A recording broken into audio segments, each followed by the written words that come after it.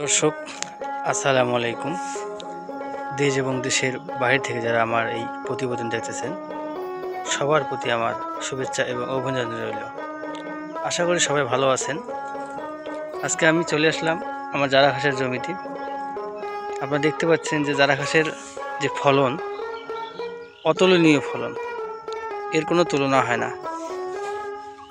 যারা গরু ছাগল খামার করার চিন্তা ভাবনা করতেছেন তারা অবশ্যই জারা ঘাস চাষ করবেন। জারা ঘাসের খুবই ফলন ভালো।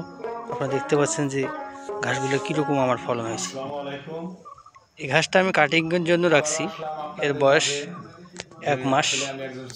এখন যে অবস্থা আছে এটা গরু ছাগলকে খাওয়ানো যাবে।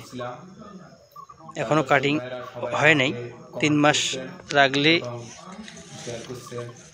ঘাসগুলো কাটিং পরিপক্ক হবে। আপনারা দেখতে পাচ্ছেন ঘাসগুলা কীরকম লম্বা হয়েছে। গরু ছাগলও খাওয়ার উপযুক্ত হয়ে গেছে। গরু ছাগলও খাওয়ানোর জন্য উপযুক্ত ঘাস হয়ে গেছে। খুবই গ্রোথ। আপনারা দেখতে পাচ্ছেন যে জারা ঘাস খুবই গ্রোথ। এটা কাটিংয়ের মতো হয়ে গেছে। আপনারা দেখতে পাচ্ছেন কাটিংয়ের মতো হয়ে গেছে। এটা আমার জারা ঘাসের জন্য। এখানে আমার জমির পরিমাণ 30 শতক জমি আছে। গরু ছাগলের জন্য উপযুক্ত হয়ে গেছে। যদি কেউ জারা ঘাস চাষ করতে চান তাহলে অবশ্যই আপনারা উঁচু জমি নির্বাচন করবেন। যে জমিতে আপনার পানি থাকে না, নিষ্কাশনের ব্যবস্থা আছে, সেই জমিতে আপনারা নির্বাচন করবেন। প্রথমে আপনারা চাষের পদ্ধতি হচ্ছে যে প্রথমে আপনারা জমি চাষ দিবেন, ট্রাক্টর বা বিদ্যুৎ চাষ দিবেন। তারপর মুরগির বীজটা, ছাগলের বীজটা, গরুর বীজটা দিবেন। তারপর আরেকটা চাষ করবেন। তখন আপনার জমি মিক্সচার হয়ে যাবে। মাটি মিক্সচার হয়ে গেলে আপনার সুন্দর হবে। তারপরে আপনার চারা সংগ্রহ করবেন। কোনো খামারি ভাইদের যদি জহির স্যারের জারা ঘাসের কাটিংয়ের প্রয়োজন হয় তাহলে আমার স্ক্রিনে নাম্বার দেওয়া থাকবে। ওই নাম্বারে যোগাযোগ করলে আপনার হাতের নাগালে কাটিং পাবেন।